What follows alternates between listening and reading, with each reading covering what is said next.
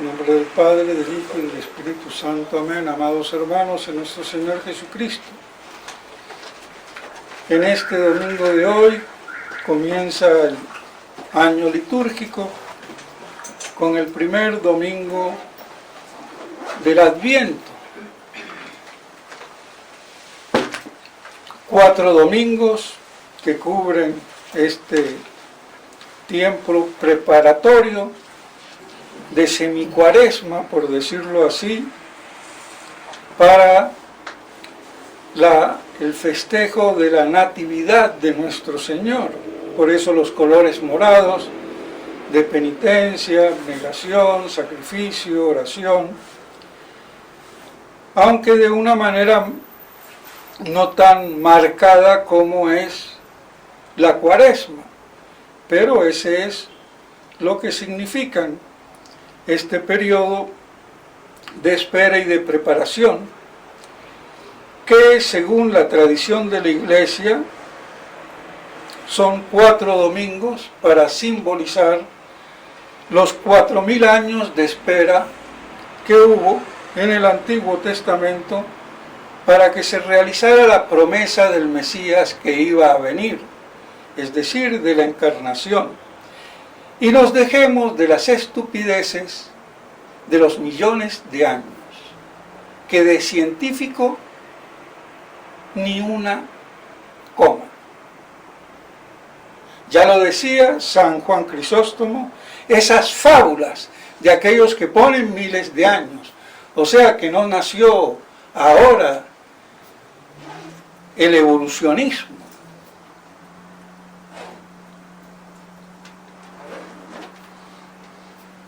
O lo que se parezca, porque ya hizo alusión. Y digo eso porque es increíble, no que los estúpidos científicos, y perdónenme que los diga estúpidos, porque si son científicos que sean serios. Y si no son serios, no vengan con el título de científico como espantapájaro.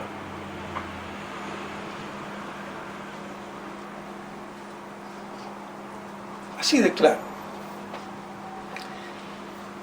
Y lo peor del caso no es ellos, sino los católicos, que creen en Dios o dicen creer en Dios, en la creación, como el padre Carreira y cuantos más, o los jesuitas aquí en la Universidad Javeriana. Ya no hablemos de ateos. Yo no puedo creer en un Big Bang y en lo que sea,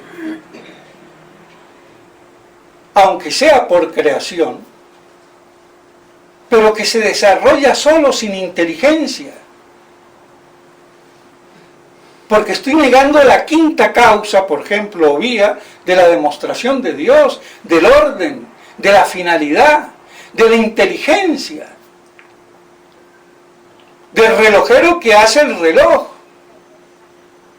Y no que hace las piezas, las tira y las piecitas solas se acomodan y me da la hora puntualmente como un reloj suizo. Hay que ser animal. A mí me importa poco si fue por Big Bang o no Big Bang. Con Big Bang o sin Big Bang, que puede ser muy bien un Big Bang dentro de la concepción de San Agustín, por ejemplo. Una explosión de luz y que todo fue creado en un solo y mismo instante. La materia y los espíritus puros como los ángeles. Y una creación en potencia, porque los árboles no estaban, pero vinieron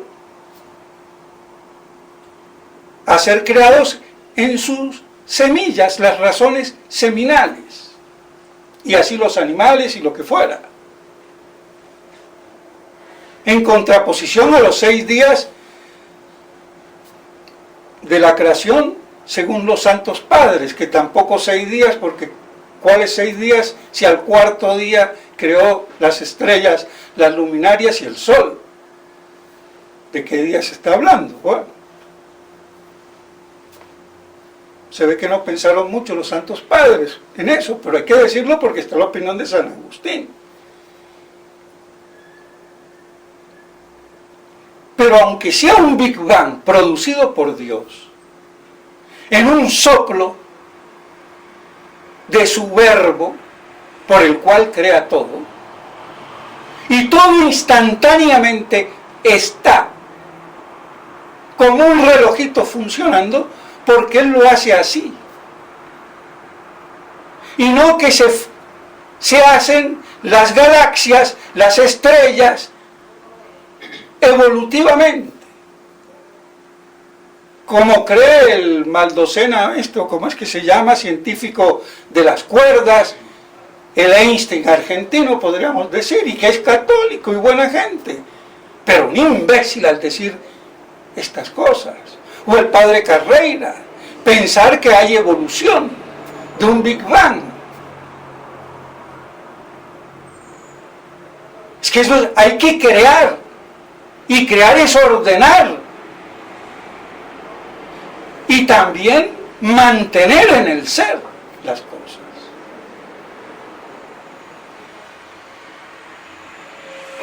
Entonces son unos perfectos ateos y no se dan cuenta estos sedicentes astrofísicos o científicos que hablan del tema y no saben ni de lo que hablan.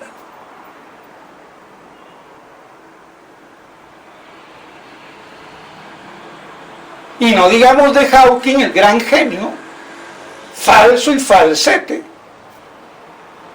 que más que física lo que hace es novela de ciencia ficción. Y él está manejando conceptos que son del orden filosófico, que ni aún son del orden físico, porque los físicos ni hoy saben de qué carajo, perdónenme, está hecha la materia. Porque uno dice que son cuerdas, los más famosos. ¿Y qué son esas cuerdas? Filamentos unidimensionales, solamente de largo, sin ancho ni altura.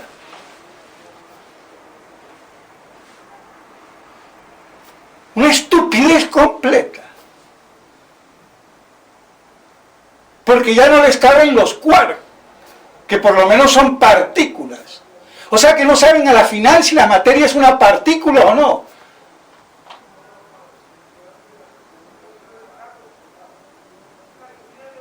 Si no es una partícula, no es materia.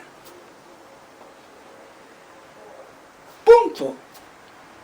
Y si digo que es energía, ¿la energía de dónde sale? De la materia, porque es una propiedad de la materia. Pero esos parámetros son filosóficos como el espacio, el tiempo, la materia, que no existe sin forma.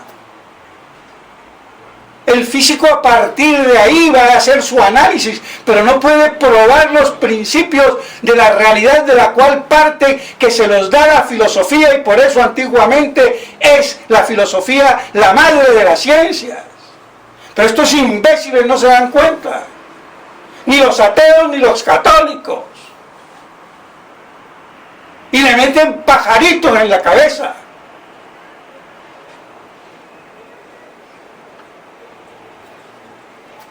Lamento. Entonces, creo yo que San Agustín tiene razón, un golpe de luz, y creó todo, y lo ordenó todo, y lo mantuvo a todo. Pero no, y podría llamarle eso Big Bang, no tengo ningún problema. Pero es un Big Bang creado, mantenido y organizado inteligentemente por Dios, y no que las estrellas se fueron haciendo del polvo cósmico, como dicen todos estos astrofísicos imbéciles, que me gustaría tener la oportunidad en una disputa televisada a ver qué pasa. Porque los pongo a parir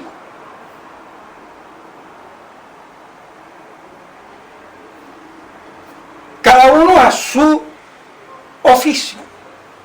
Entonces el Hawking puros pajaritos en la cabeza. Porque ni los agujeros negros se saben qué es.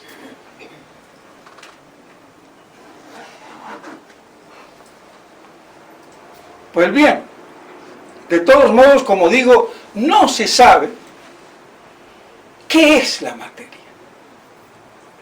Y nunca se va a saber.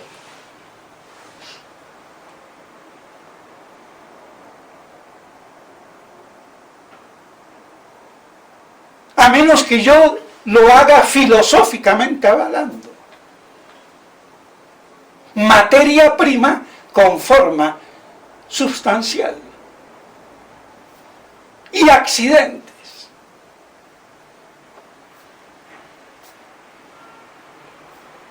Pero bueno, entonces, los 4000 años aproximadamente, desde la creación de Adán y su caída, hasta la venida del Redentor, que es lo que simbolizan los 4000 años. Y que, como dije, San Juan Crisóstomo decía que eran fábulas poner miles y millones de años. Pues bien, entonces así, después de 4000 años, se encarna el Redentor. Y por eso nos preparamos para festejar la Navidad de su encarnación. Pero, ¡oh sorpresa!, que no es ya tan sorpresa.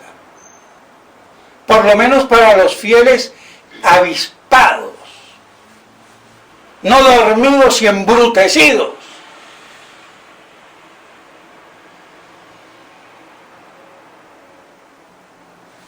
Nos pone el Evangelio paralelo de San Lucas al último y 24º domingo después de Pentecostés que dijimos, que leímos el domingo pasado, con el que se finiquita el año litúrgico.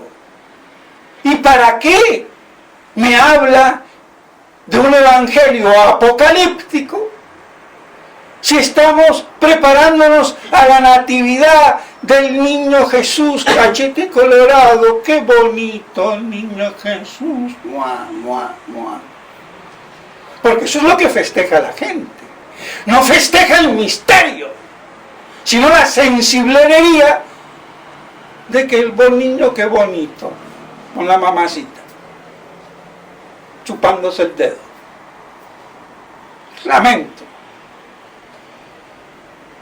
Entonces, ¿a cuento de que la Iglesia me pone el fin de los tiempos apocalípticos? Porque la Iglesia proféticamente y exegéticamente y teológicamente quiere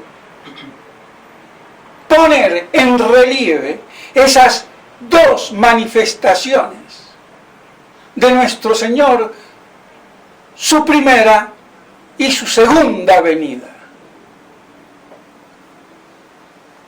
Y no hay primera sin segunda, ni segunda sin primera, porque así se le dio la gana.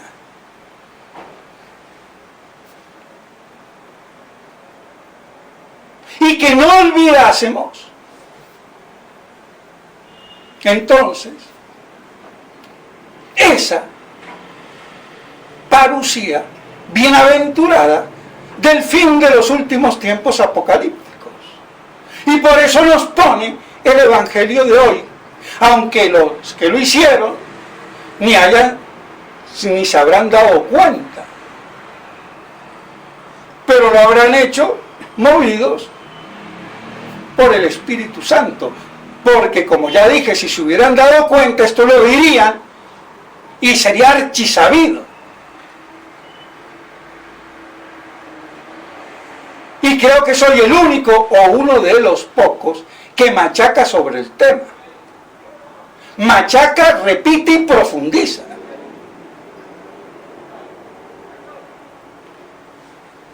Y siempre dando la cara. A ver, a qué imbécil le voy a decapitar. Porque así como el diablo anda como un león rugiente a nuestro alrededor a ver a qué imbécil se va a devorar, yo ando con la espada de San Elías, la cimitarra mejor, corta más, a ver a qué imbécil decapito cuando se me ponga de frente a impugnar las cosas.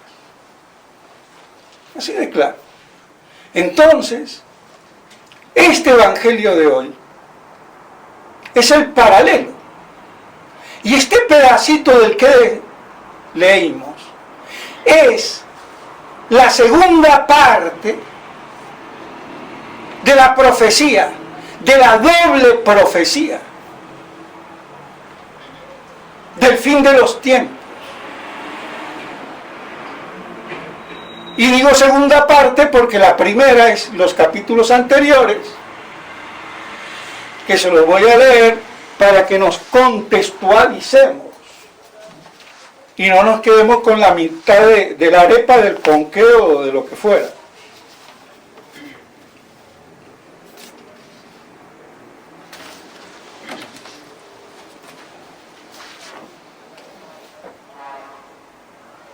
Capítulo 21, versículo 20 al 24. Es lo que voy a leer ahora, y lo que hemos leído es capítulo 21, 25 al 32. Entonces, la primera parte que no toma el domingo de hoy, dice así: mas cuando veáis a Jerusalén cercada por ejércitos, sabed que su desolación está próxima. Entonces los que estén en Judea huyan a las montañas, los que estén en medio de ellas salgan fuera, y los que estén en los campos no vuelvan a entrar, porque días de venganza son estos, de cumplimiento de todo lo que está escrito. Ay de las que estén encintas y de las que críen en aquellos días, porque habrá gran apretura sobre la tierra y gran cólera contra este pueblo, y caerán a filo de espada y serán deportados a las naciones, y Jerusalén será pisoteada por los gentiles hasta que el tiempo de los gentiles sea cumplido. Esta es la primera parte de la profecía, y aquí sigue: y habrá señales en el sol, la luna y lo que hemos leído. Pues bien, esta doble profecía que tiene la caída de Jerusalén como tipo, del antitipo, el fin de los tiempos, con la culminación de la parucía de Dios, de nuestro Señor, entonces lo uno está presagiando lo otro. Y por eso dice: mis palabras no pasarán. Y no pasaron sin que pase la generación, porque no pasaron 40 o 50 años que se produjo el derrumbe total de Jerusalén, la destrucción del templo y la diáspora, que aquí me la está diciendo: Jerusalén será hollada por los gentiles. Aquí comienza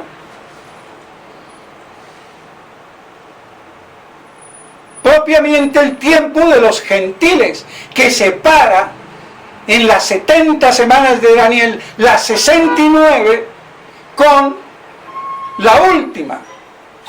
Y su fin va a ser cuando retornen, como lo dice San Lucas.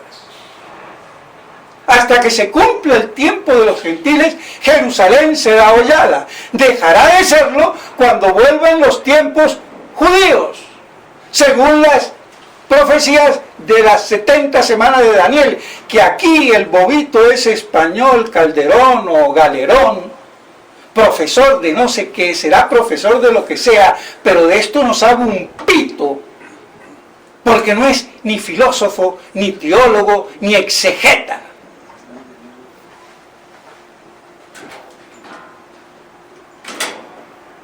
Y se las da de que interpretar las 70 semanas y no sabe dónde está parado. Otro imbécil más. No hay derecho.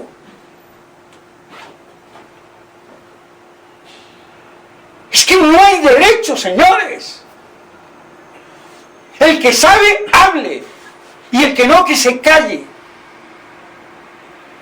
Pero aquí cualquier de jardín de infantes sabe las vocales y ya se cree capaz de escribir el Quijote.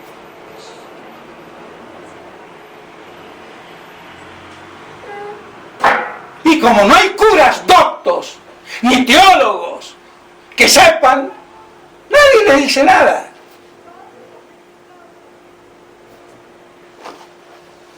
Pero bueno, entonces, aquí está claro lo de las 70 semanas.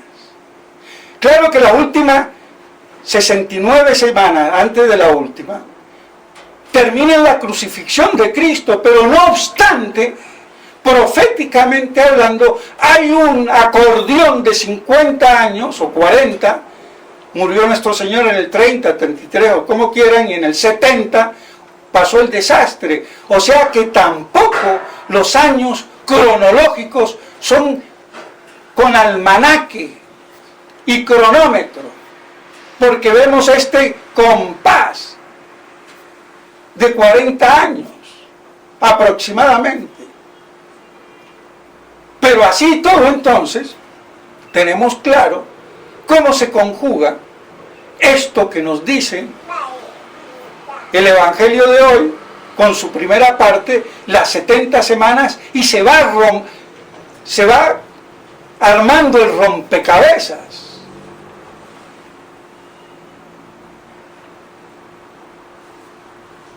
Y nuestro Señor, o la Iglesia mejor, que nos pone de rompiporrazo: vendrán señales en el sol que hecatombe, consternación astronómica, astrofísica si quieren. Pero a pesar de esa hecatombe, nos da una gran esperanza. Entonces veréis al Hijo de Dios, al Hijo del Hombre, venir con gran poder y majestad.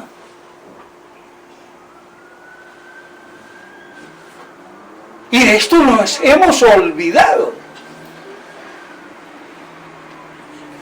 Y nos quedamos con la hecatombe, que incluso nos confundimos. Porque tenemos señales y también tenemos presignos, como son las guerras, rumores de guerras, hambre, y que todavía no es el fin. Y a veces lo tomamos como signos, buenos signos, presignos, pero resulta que ni aún los signos nos ponemos de acuerdo, porque el mismo padre de Castellani habla de 3 signos y después pone otros 3, que no lo había nombrado antes, pero hay como 4 o 5 signos. No solamente el Evangelio predicado por todo el orbe, los rumores de guerra que meten, que es un presigno más bien, los falsos cristos y profetas, la gran tribulación producida por la hecatombe doctrinal, según la interpretación de Santo Tomás, y Jerusalén no aullada más por los gentiles. Y el padre Castellani habla de todas, pero no al mismo tiempo. Entonces, pues bueno, hay que leerlo todo y integrarlo. Claro que él no advierte, no lo dice, bueno, está bien, cosas que se pueden escapar. Pero a mí no se me puede escapar, porque si quiero plantarle cara al asunto, tengo que ir con toda la batería bien armada.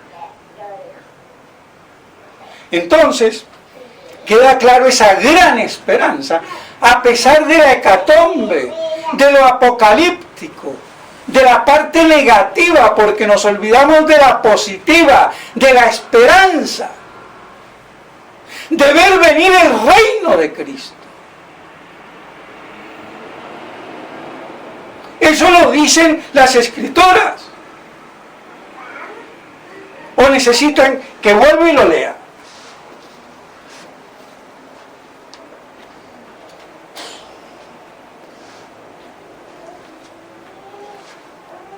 Pues vuelvo y lo leo.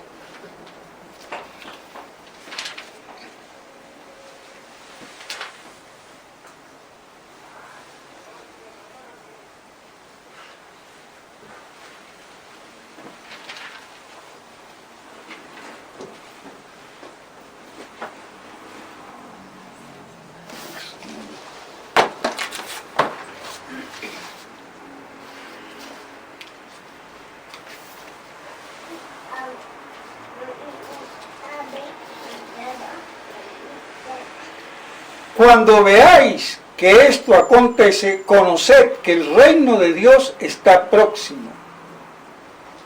En verdad os digo que no pasará la generación que esta.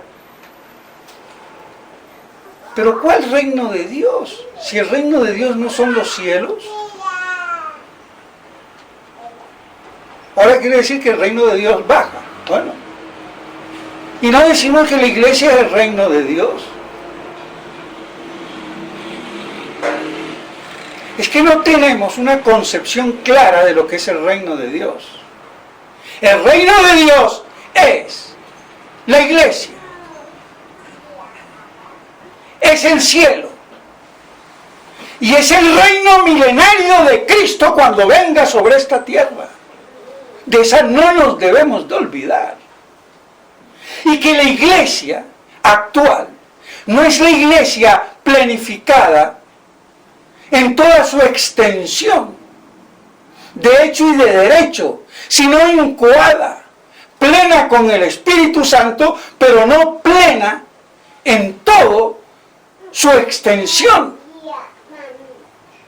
Ni aún mismo nosotros hemos sido redimidos en toda nuestra extensión, sino en la parte espiritual, porque nuestro cuerpo sigue enfermo y se muere. Y por eso dice en esta misma texto, erguid vuestras cabezas, porque se acerca vuestra redención. ¿Cuál redención? Pero si ya Cristo no me redimió en la cruz. Pero es que no pensamos de la redención total, de la aniquilación, de la muerte, de las enfermedades. Pero de esto ni chicha ni limoná. No se habla. No se conoce, no se predica. Y es un error gravísimo. Entonces por eso dice, erguíos, porque vuestra redención se acerca. Y en otros pasajes paralelos dice, y toda la creación gime, esperando la redención de los hijos de Dios. O sea que todo el cosmos, que ha sido viciado y mangoneado y manipulado por Satanás, usurpando la potestad real de Cristo, entonces va a ser aniquilado. A ver si entendemos. Entonces, cuando viéramos todas estas cosas, también vemos no solamente nuestra redención completa, sino venir el reino de Dios, que es el reino milenario. Y para los incrédulos y algunos muy imbéciles, cuando se tiran de doctos, les recuerdo que pasaje seguido, o sea, en el capítulo 22, estamos en el 21, cuando en la última cena nuestro Señor les dice, yo no volveré a comer hasta que ella tenga su plena realización en el reino de Dios. yo no volveré a comer hasta que no tenga su plena realización en el reino de Dios. ¿Cristo comiendo en el reino de Dios en el cielo? No, en la tierra. Contraprueba. Esto lo dice en el versículo 16 del capítulo 22. En el versículo 30, en el mismo discurso de la última cena, dice así: yo os confiero dignidad real como mi Padre me la confirió a mí, para que comáis y bebáis a mi mesa en mi reino, y os sentaréis sobre tronos para juzgar a las 12 tribus de Israel. Oiga, el que no lo vea claro con lo que digo, es un bruto o un animal, perdónenme. Nos lo está diciendo nuestro Señor. No volveré a comer. Y aquí les dice: os daré la dignidad real. ¿Cuál? La de juzgar las 12 tribus. Porque real es juzgar. Y reino es juzgar.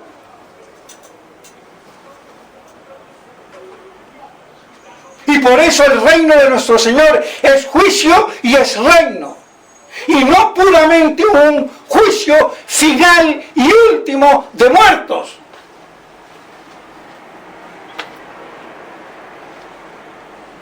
Pero el que no entiende todos estos bemoles no puede tocar el piano si no sabe para qué están las teclas negras. Se queda con las blancas y a medias.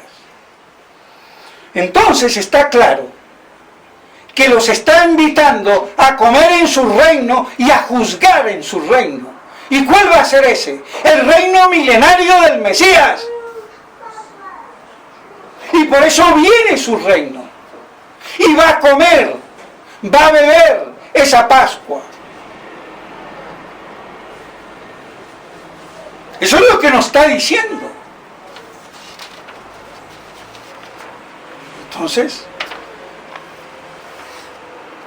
el reino de Cristo en esta y sobre esta tierra.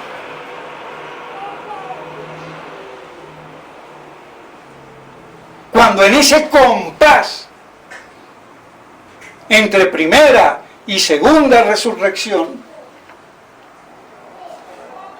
se unifique el Israel espiritual en todo su esplendor, compuesto de judíos y gentiles, todos convertidos, formando un solo rebaño, bajo un solo pastor, y todas las naciones glorifiquen a Dios, y se restaure el trono de David.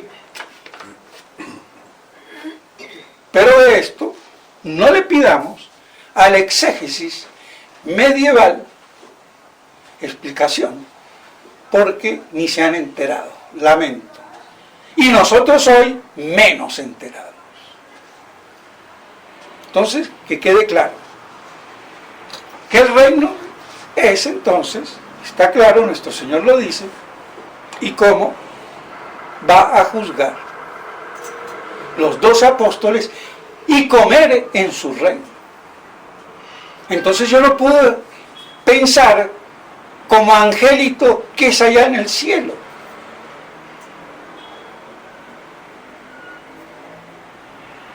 Porque en el cielo, como tal, no necesito comer ni beber. Y nuestro Señor dice que volverá a beber. Y antes ha dicho, y sin que lo diga, mis palabras no pasarán. Esto se va a realizar. Entonces, de esto, durante 1500 años, no hemos entendido ni jota, lamento mucho. Y unos pocos medio han entendido, y son esos grandes cerebros, como Lacunza, Castellani y toda la serie, pero que siguen siendo contados con la mano. Porque se eclipsó los primeros 4 o 5 siglos de exégesis milenarista patrística. de Satanás y la estupidez incluso de muchos santos, que a pesar de su estupidez son santos, pero no por su estupidez, cuidado. Que nadie se santifica porque se le caiga la baba, o sea, monjita o monjito bigotudo, sino a pesar de. Entonces, mis estimados hermanos, ya me alargué y no me quiero alargar más, pero que esto nos cuadre en la cabeza. Y veamos cómo en Navidad, ya Cristo me está hablando de hecatombe final, el niño acaba de nacer, te vas a morir, no vas a durar esta generación, o lo que dura una generación. Terrible es que Drácula nos aterroriza, no, nos está dando toda la esperanza. Bienaventurada que los primitivos cristianos deseaban tan inminentemente. Y eso hacía el fervor de su santidad. Pues bien, entonces que esto nos sirva para que nuestro fervor en esta hecatombe apocalíptica y con chichavirus a bordo y la cantidad de imbéciles, porque el chichavirus no podría existir sin los imbéciles que se la creen, manipulados, y el genocidio, porque la gente que se ha muerto ha sido un genocidio de los médicos imbéciles, que con el oxígeno le quemaban los pulmones cuando era un oxígeno que no podía absorber por la inflamación, sino era incluso agravada por la neumonía.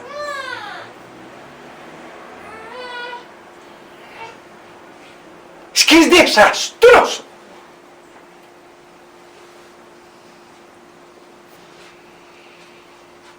Pero bueno,